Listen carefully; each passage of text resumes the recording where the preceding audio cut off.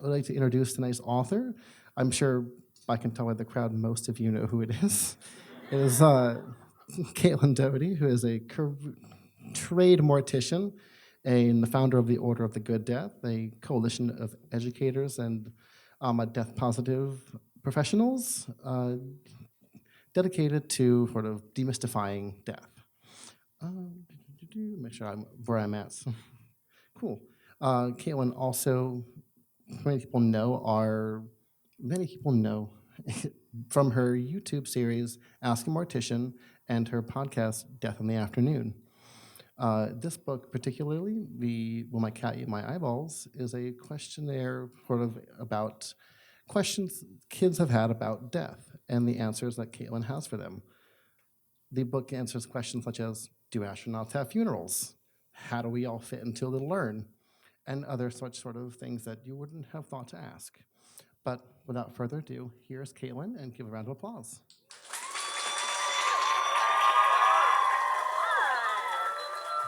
Hello. Hello, DC. As an author, you always think that tonight is going to be the night that you walk out and no one is there. But tonight is not that night. Thank you for coming. I know that you have many other things to do with your lives and deaths, so I appreciate it. So we're going to do, Politics and Prose is so amazing at laying out the game plan, so you already know everything that's going to happen. But first thing we're going to do is just spend a little time with one another. 3 things. First, I'm going to tell you a little story. Maybe I'll take the microphone off to make it more like I can do this a little bit. The story's better when you can do this, right? And then I'm going to read a short chapter from the book, from a real question from a real-life child. And then the best part is the Q&A. And I believe that there is a microphone that's going to be going around for the Q&A, so everybody else can hear you as well. So, first, a little story. And the story is about being a morbid child. I was asked recently to do a talk, this past weekend, in fact, and can everybody hear me back there? Don't be heroes. Okay. And they asked me to do a talk not about death legislation. I can talk about alkaline hydrolysis legislation all day. But they asked me to talk about myself, which is much harder. And so I had to examine my own journey of advocacy, and a lot of things started to come up in this self-research. My first time I was ever profiled in a publication was the Huffington Post in 2012. And the reporter actually called my mother and asked for quotes. And my mother told them, quote, this is about her and my dad, "We came to discover she was interested in death and we had somehow missed the signs." Which is very like 90s anti-drug commercial. Like, she began eating all these potato chips, but we never suspected marijuana. But with all due respect to my mother, whose birthday was yesterday, happy birthday, Stephanie Doughty. And she's right here. No, that'd be amazing. No, she's in Hawaii watering her plants. But with all due respect to her, I think there were some signs. Just saying. I found recently an old box of elementary school things when I was cleaning out my parents' attic.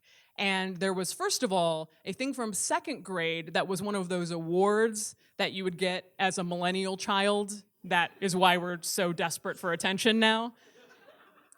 Like and subscribe. But it said, "Super duper job, Caitlin Doughty." And she had written in, "For a good witch story." Don't know what that was. And then I found my journal from 3rd grade. I can't really call it a journal or a diary because it's completely empty. Hello Kitty on the cover.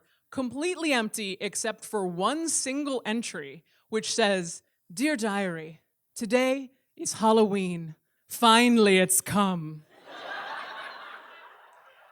So the only evidence of my interiority as a child is today it's Halloween, finally it's come. Did I have any other thoughts? Who knows? Actually, it was Finley it's come. because I hadn't quite gotten the spelling of that. I still don't know if I know how to spell finally. I probably spell it right 80% of the time. And keep in mind that I grew up in Hawaii. So I was torn between two worlds here. I was very interested in the macabre, but I also had to live this Hawaiian child lifestyle.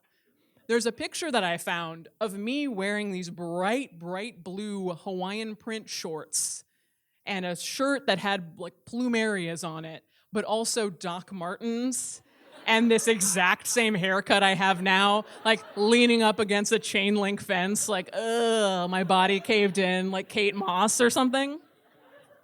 I do not think it had the visual effect I thought it did at the time. And I remember that I would sneak out when I was in high school to go to these goth clubs, goth and fetish clubs in Hawaii, of which there were two, Flesh and The Dungeon. And then I would sleep in my car and wake up the next morning and go to open ocean outrigger canoe paddling practice, which was simultaneously a thing I did. I also went to a very conservative Episcopal girls' school, like the uniform, the whole 9 yards. And in 10th grade, we had Christianity classes every year. And in 10th grade, we had to do our big final research paper on a character from the Bible. And I chose Satan. And I got an A+ because I researched the crap out of Satan. I knew so much about Satan. Then I was awarded the position of editor of the high school yearbook. Very nerdy, very fun. And in a question I have, even to this day, looking back on it, is who let me do the following? By a show of hands, who remembers the band AFI? Okay, a lot of folks. My entire senior yearbook was themed around the band AFI, including the flames on the cover. And when you open it up, some of my classmates were, like, a picture was originally taken on the beach and they're throwing their heads back and they're laughing. But after I photoshopped flames all around them, it just sort of looks like they're like writhing in, some sort of purgatory. And someone let me do this. And then I went to college and I was manager of the student coffee shop at University of Chicago. And I got to launch a renaming campaign for the coffee shop, good old Uncle Joe's, and then essentially pick its replacement name, which is Hallowed Grounds. And continues to be hallowed grounds to this day. So basically my whole story or my whole storyline is like convincing people to give me this power and then abusing it with macabre actions, beating into submission with all the morbid power I have. And then, of course, I became a medieval history major and graduated with my final thesis, In Our Image, the suppression of demonic births in late medieval witchcraft theory. So it was about demon babies, basically. And this story is all to say that, Mother, there were signs. By the time I became a crematory operator when I was 22, 23 years old, it wasn't a wild leap. Although I will say that I never really, I think, intended to stay in the funeral industry as long as I had. I really thought I would be 40 and having a cocktail and be like, oh, you worked as a crematory operator? Crazy. Tell me about that. But now it's just, and here I still am, that far down the road. Because I really did fall in love with it. And I think this is all something I wanted to say is that everyone in this room was probably a morbid child to a certain extent. You were. I'm looking at you right now. Knew you were. Saw you over there. And hands going up. Yep. We're all safe here.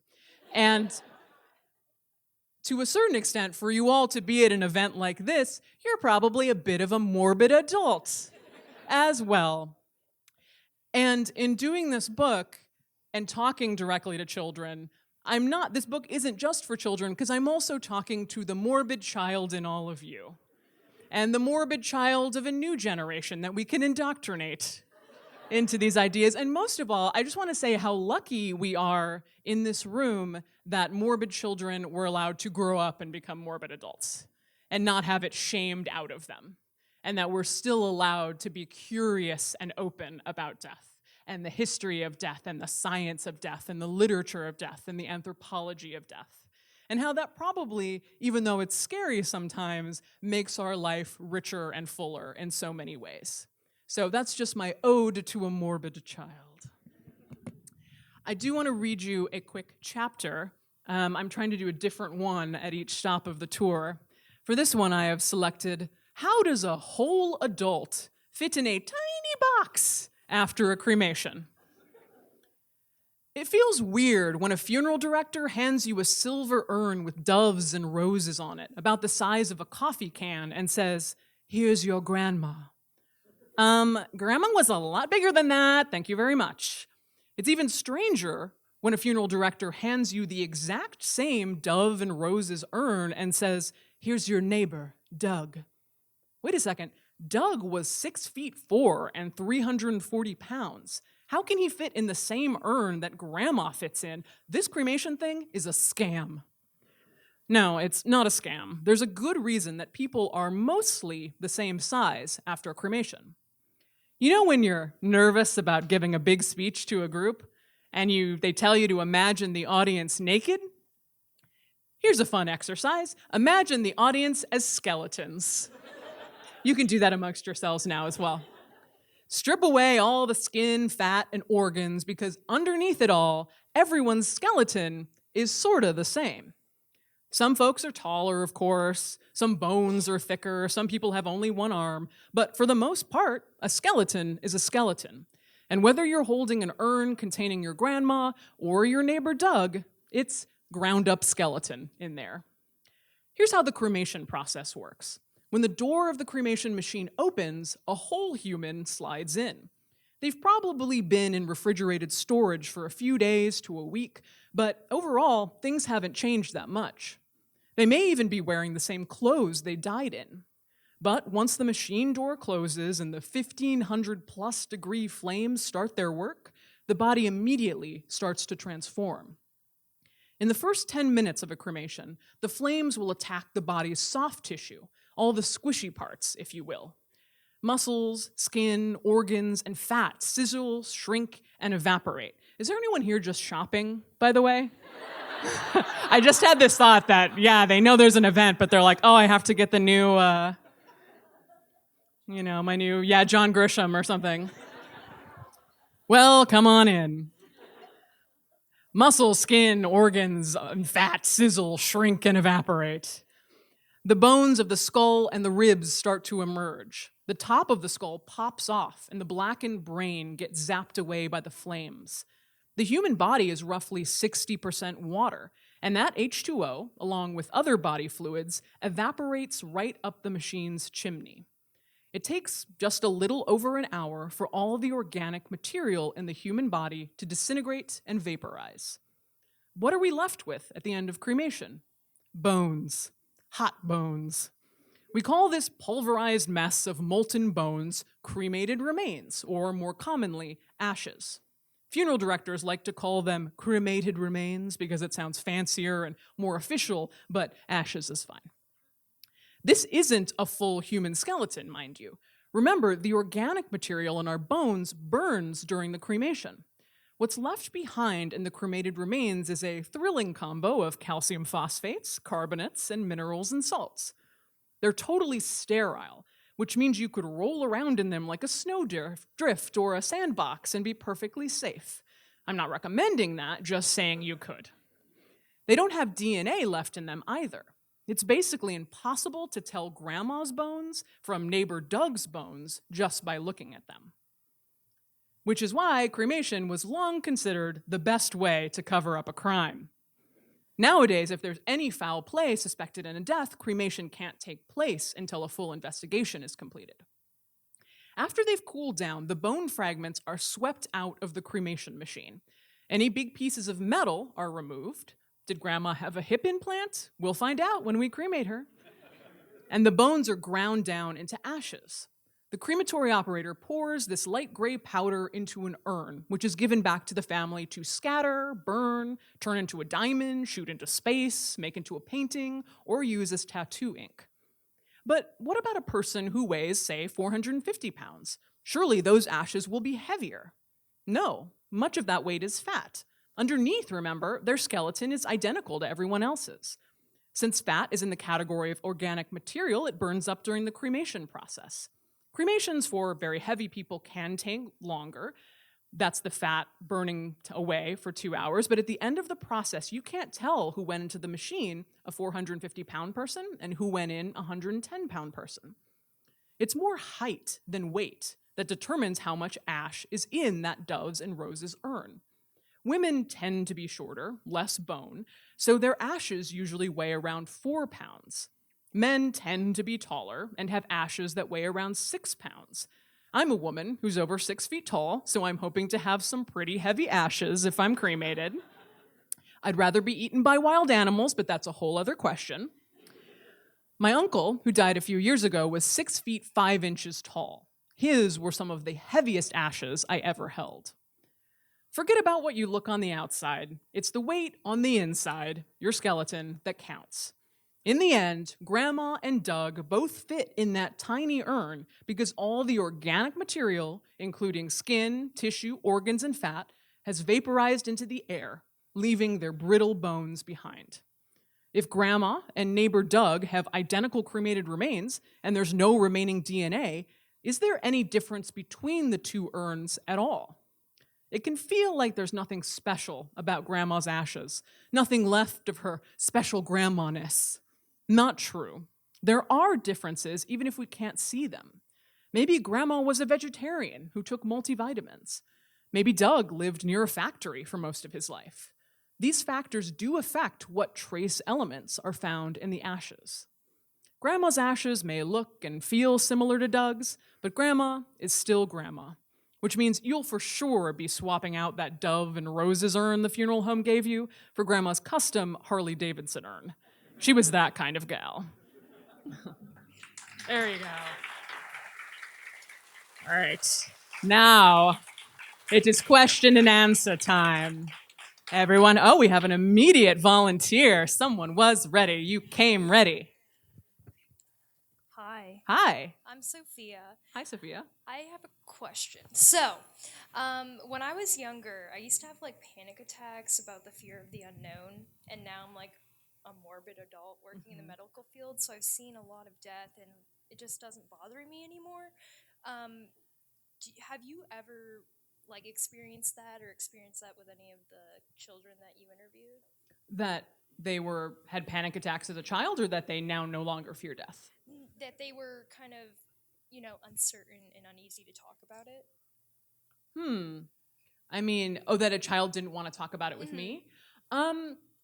No, I think that so the questions that were asked by the children in this book, they weren't painfully extracted from the children, as a general rule. Right. The first round of questions that I got were from events like this, where people would actually bring their children, and they would raise their hands, and the parents were like, "Go on, sweetie, ask the question."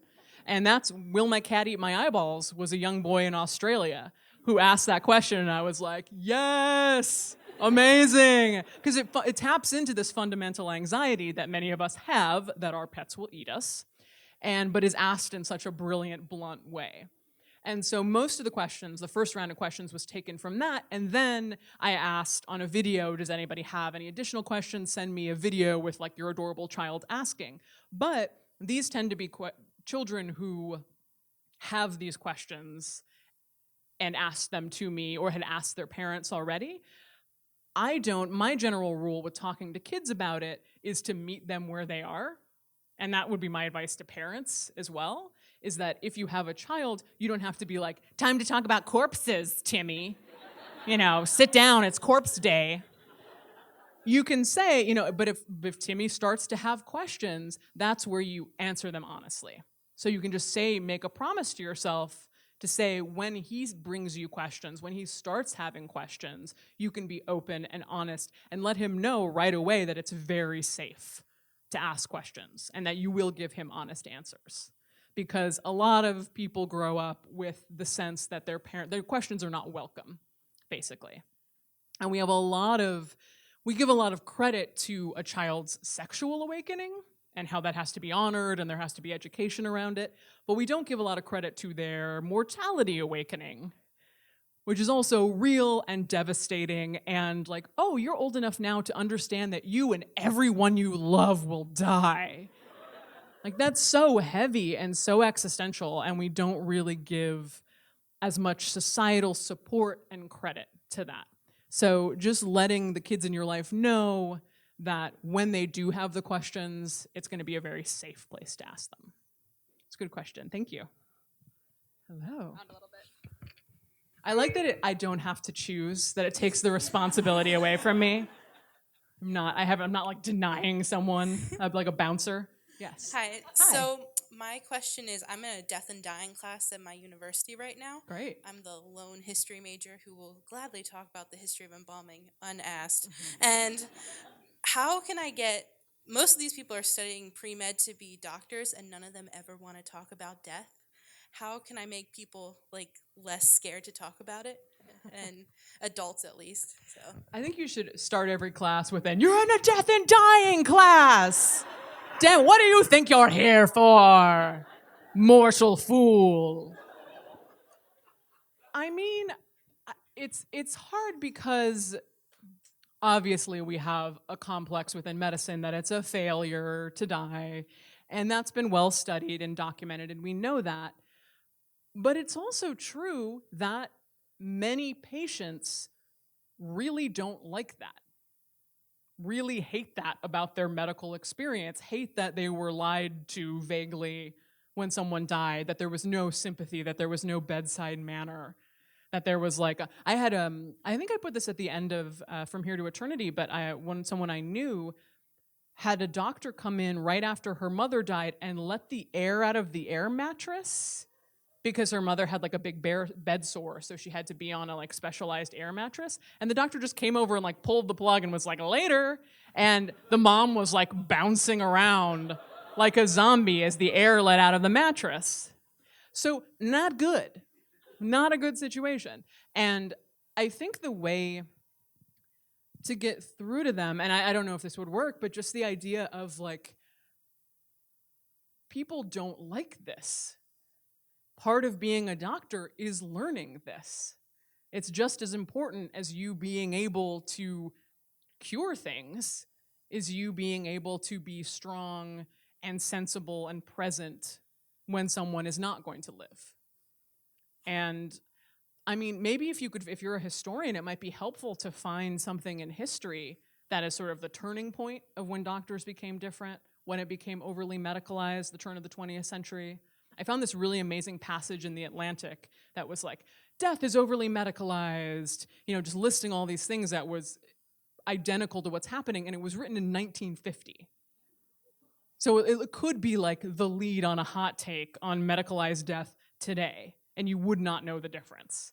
So very little has changed. So something like that, just showing that like you need to be, if you want to be revolutionary in the medical field, that's not nanobots doing your colonoscopy. Like, revolution is actually being able to handle death and help your patients in that way. Good luck, though. I also, relatable talking about the history of embalming at the drop of the hat. Yes. Hi. Hi, I'm Donna Marie. I have two things to say. First off, thank you for promoting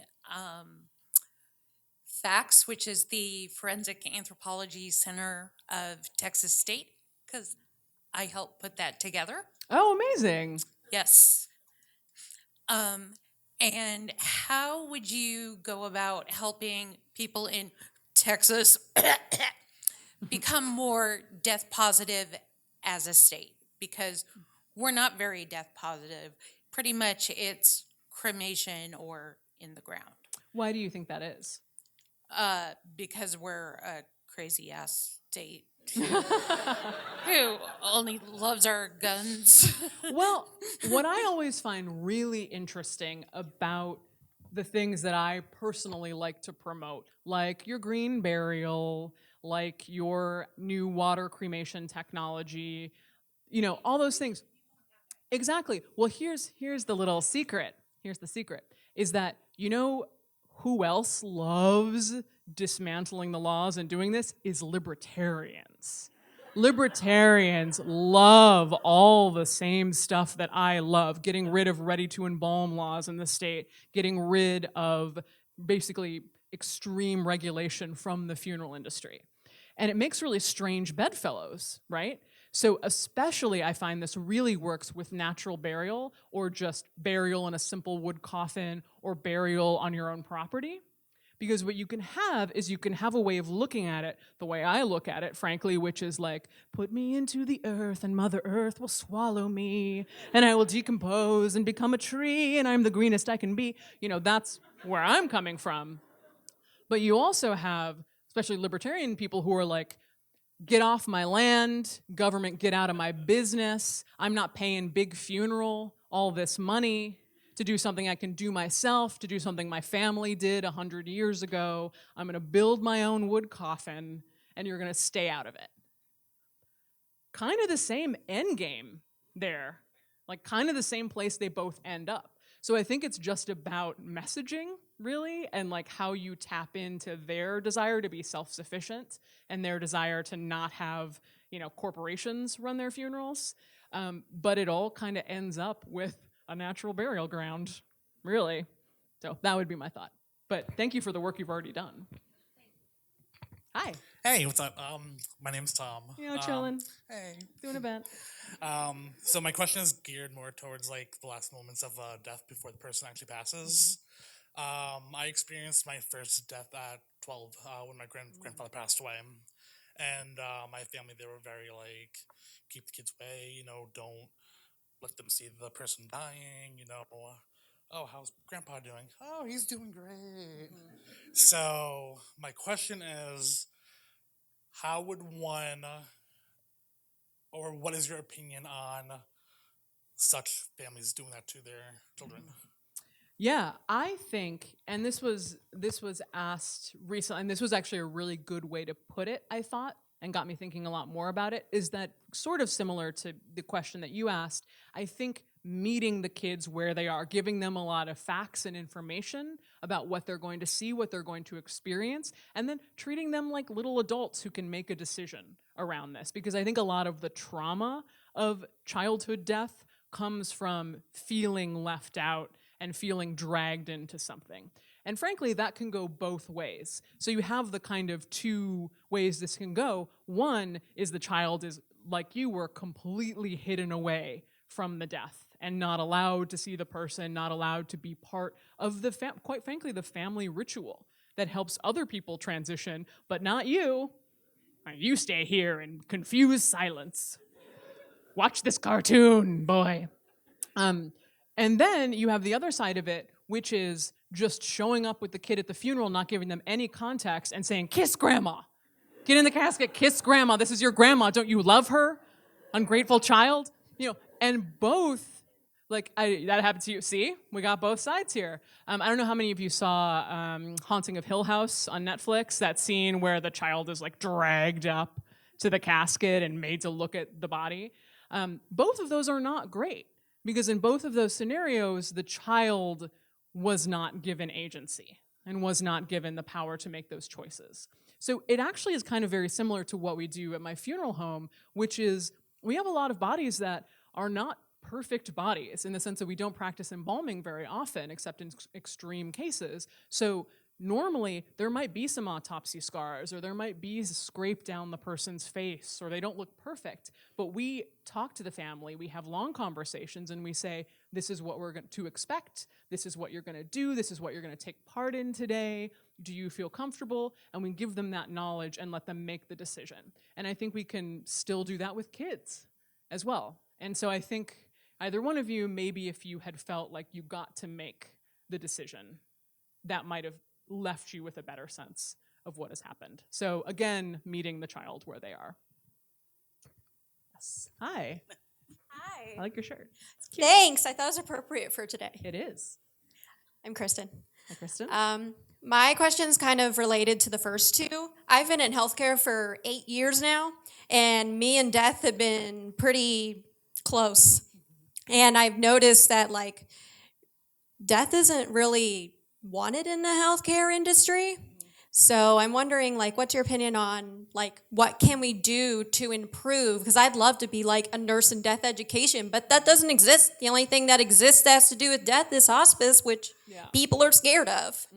Yeah, it is interesting how, and I think there are some strides being made in general palliative care, but for the most public perception, it goes from like, we're doing it, we're working, we're fighting, hospice. Like the drop off is incredibly steep, right? If you think about it. And that's kind of terrifying. It's like we go from like, because if you set up the framework as like we are fighting till the death about this, and then all of a sudden you have to transition to, actually, I think you should do hospice. Like that's almost like the family might feel like they've been lied to. Right? Like, I'm going to stick with you and fight with you to the very end. Actually, no, you failed my experiment for you, so now you have to go to hospice. And this is all not true, of course, but that's probably similar to what the family is hearing when that drop-off happens. So I think that obviously more credit for hospice and what they're doing would be necessary. But something else that I am really interested in is the idea of hospice becoming more involved with funerals. And the funeral industry, little secret, is actually really terrified of hospice getting funeral home license or becoming more connected to the funeral industry because they think that all the business will just go to the hospice, which is partly probably true and not necessarily a bad thing, I don't think, because the hospice nurse or the hospice professional is someone the family by the end of their life also trusts extremely. And so if they were able to say like, okay, we've talked you through how mom is dying, what's happening, and now that she's died, let me help you wash her body. Let me help you do this.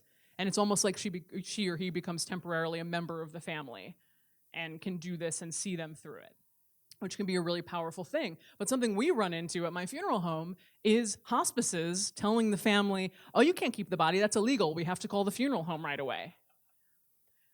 Which, like, no, you're supposed to be the allies to us, hospice. So I think that there are smart people, much smarter people than me, working on the idea of a continuum of care. And that, to me, is something that we always need to be striving for. You know, from the moment that someone comes in with a potentially terminal illness, or even prior to that, the possibility of death is always present. And even if it's a bit of up and down, it's moving in a same, sort of magical rainbow across the horizon where there's never a sharp drop off or there's never a wild up and down, and they always feel held, and there's a hospice worker or a funeral director or everything that can have this fully involved, educated experience with the family. So there's a lot more that I have to say about this that I won't get into here, but I think just striving in your work to see where those points are, where the family is just kind of dropped splat on the ground, and how can we prevent those moments? And you're uniquely positioned to see when those drop-offs happen and what new systems can be in place so that doesn't happen. So let me know what you figure out. Go for it. Hi. Hi. I first want to welcome you to DC and thank you for all that you do. I think it's of great service to humanity. Thank you. And switching gears a bit to your book career, my death enthusiasm awakening came when I was 8 and read The Adventures of Tom Sawyer when Tom and Huck attended their own funeral, and I thought, that is my jam. That is that is something I would do. Watch everyone weep at my own funeral. So I'm wondering if you have any works of fiction planned, and what other works of fiction inspired your death positivity? Oh, that's a great question. I actually also, when I was going through old pictures, I found a photo of me when I was probably 7 years old, and I'm lying on the couch, like having a wake for myself. And it's actually a pretty creepy, interesting picture because I'm like on my side, and there's like light coming in from the window, Hawaiian sunlight coming in from the window, and I'm lying, and I'm just in a little dress, except I was clearly wearing my mother's shoes, so my feet are like size 10. And the rest of me is 7. So I don't know what book I was reading at that time that led me to that. As far as planned fiction, my agent is here tonight. And in the back while we were signing books, I was like, actually, I'm going to do fiction. And she went, what? Really? And I was like, oh, no, I'm kidding. No. That was a funny.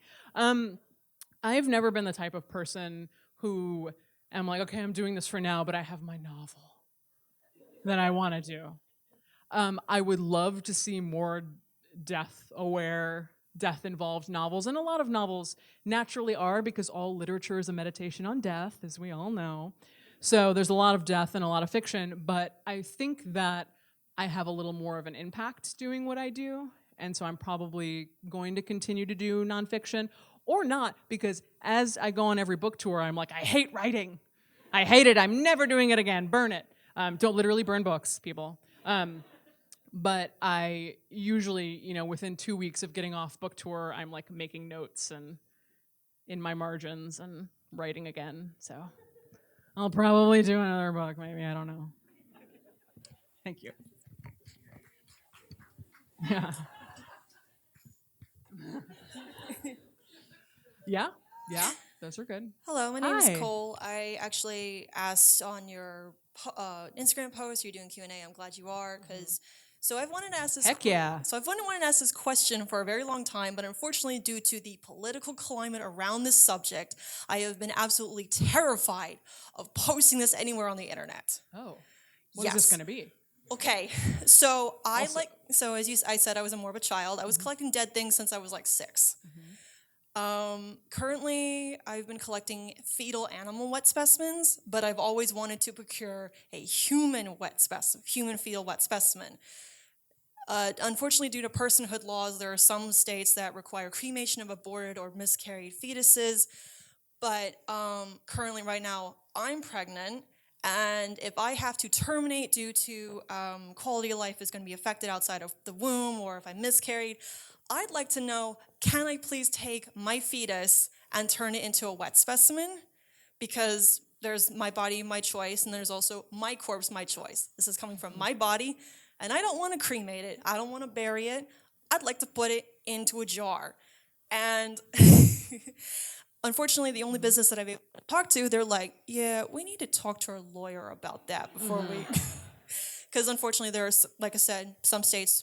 personhood laws, and some states also forbid possession of human remains, and I just read that you can't possess your parents' skull. So who do I talk to if I want to go that route? Yeah, this is a really interesting question. I hope everything goes very well with your pregnancy. I know that's not the ideal outcome, but I think that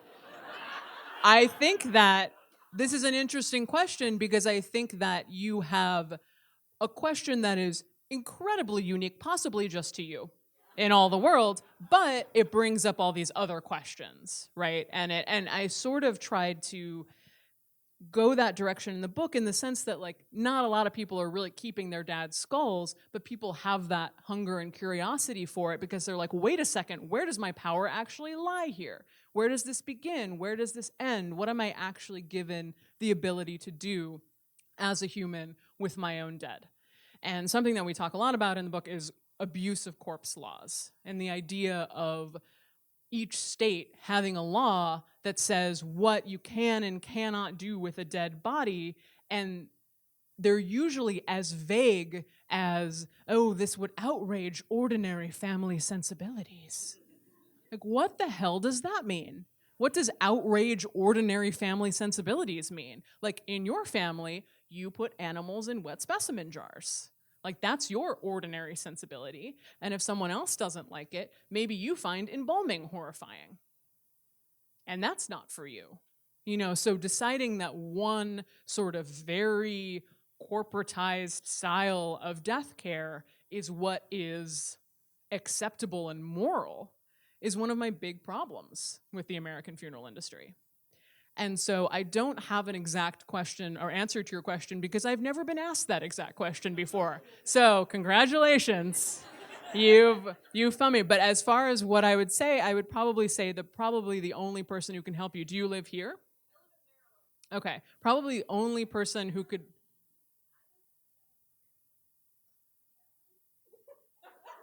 Okay, I think you could talk to this person, maybe. Uh-huh.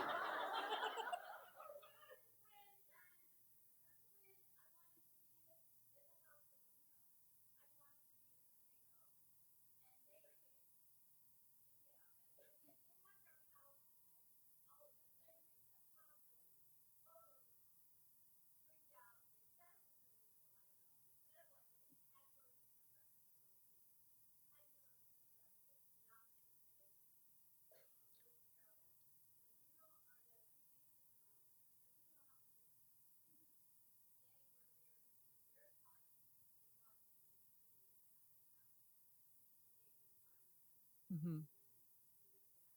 Interesting. And so you were, which is wonderful that you were given time with it, because most people should, but you want like time with it. Like real time. Well, I mean, first of all, like a first step seems like if you're both comfortable with it, talking to each other. And then I would also recommend Tanya Marsh, who I recommend a couple times in this book. She's the expert on human remains law in the United States. She's my source of all arcane state by state. She wrote a book with each state and all of their death laws in it. So I can't promise that that will go well for you, but I hope the pregnancy goes well for you, and I hope that this is something that you can figure out, because I think it is a fascinating question, and the idea of what owning a human, what being in charge of. Oh, hi, baby. Oh my God, cute already. This is a sonogram they're holding up, by the way. Yeah. This is one of the more interesting exchanges that has happened a while. And there are a lot of interesting exchanges at my events, but I have to say, I think that you should definitely contact her. And I think that, I know that it's very real for you, but I think that it's also a very kind of fascinating question about overarching laws that we have. And honestly, the fact that most mothers who miscarry aren't allowed to be with their children, or are told that they can't sit with their children or hold their children, even though studies have shown that it radically helps their grieving process, is disgusting to me. So I hope that changes as well. Next question. Thank you. Hi, Hello. I'm Gabby. Hi, Gabby.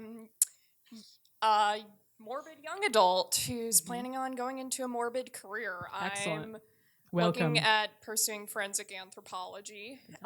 Hence, Hey, hence the shirt I have I'm someone for wearing. you to talk to.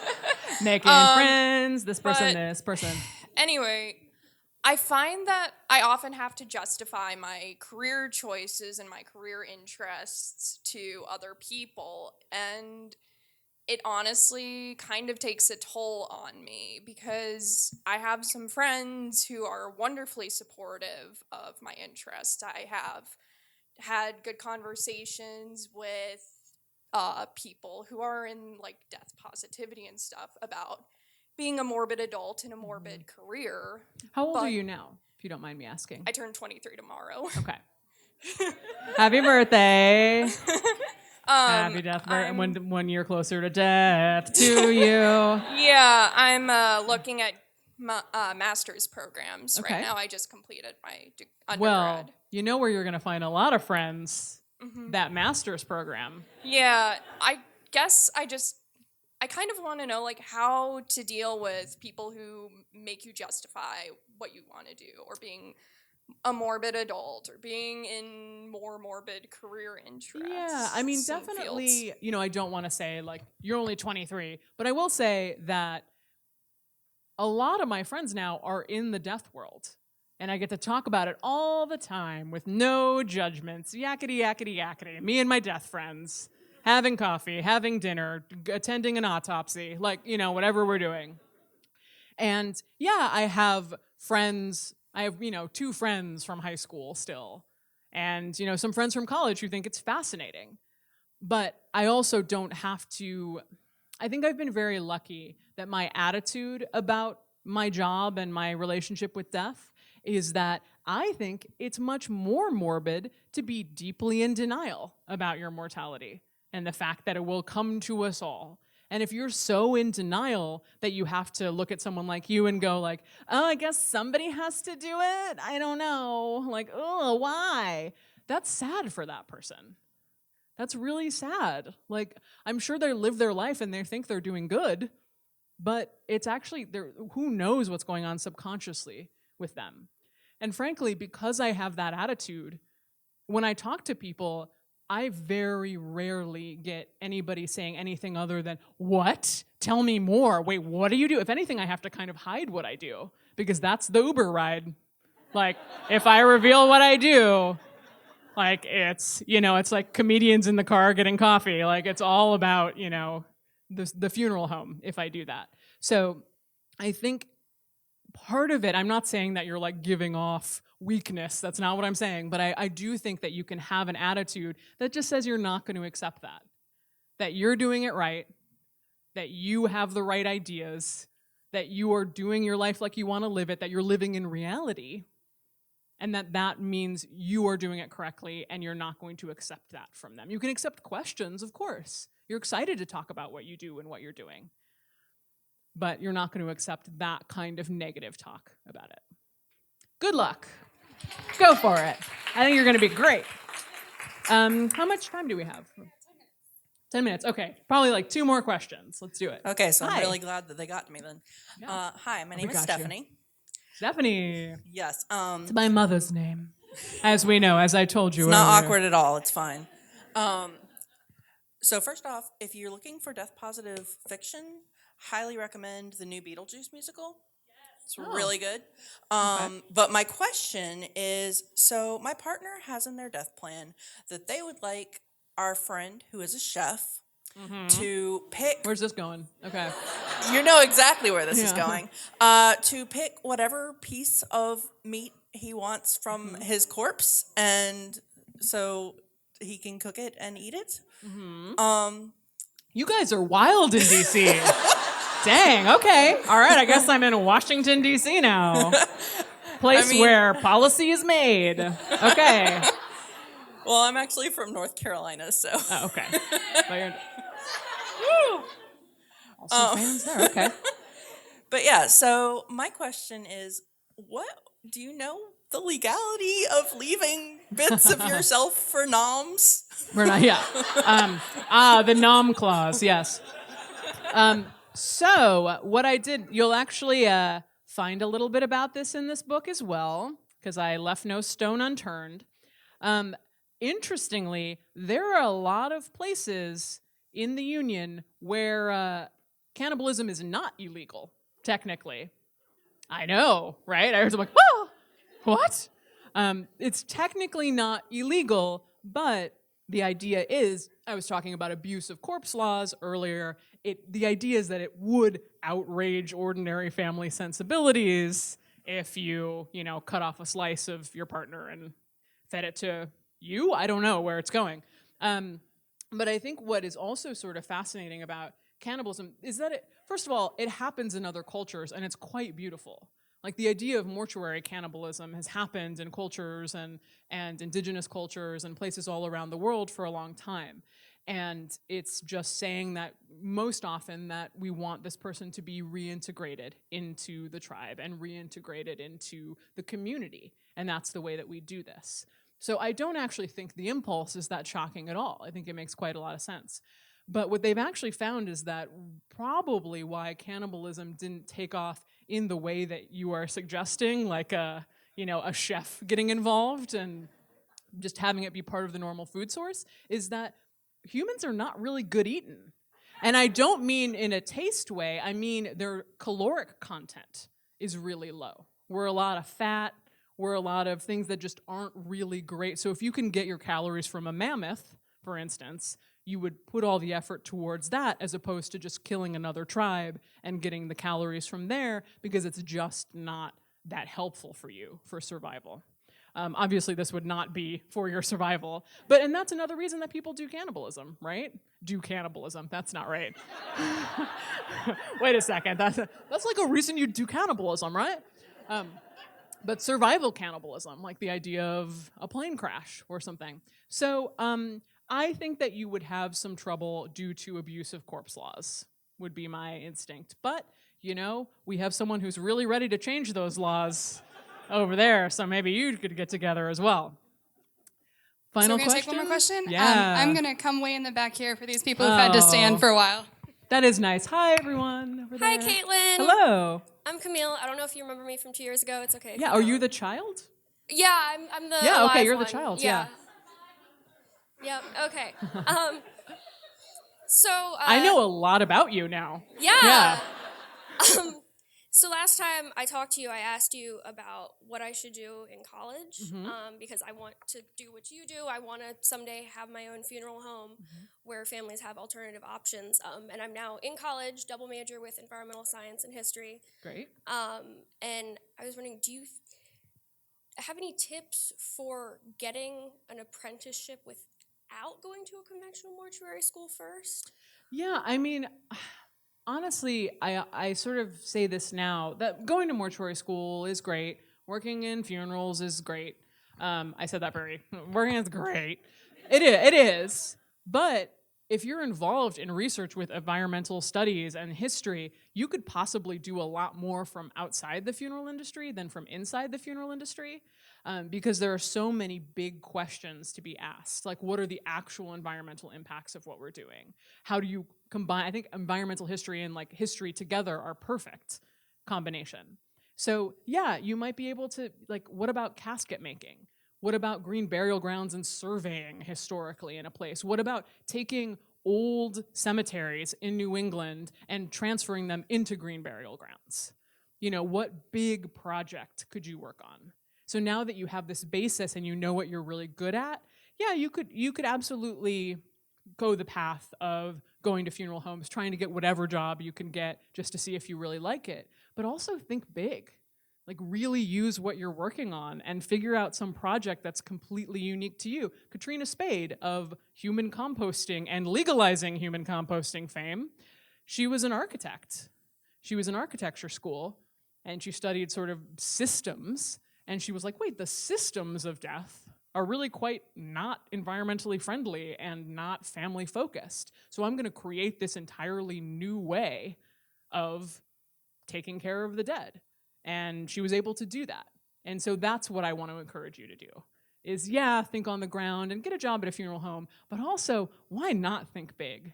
Like, we need big ideas real bad in this world.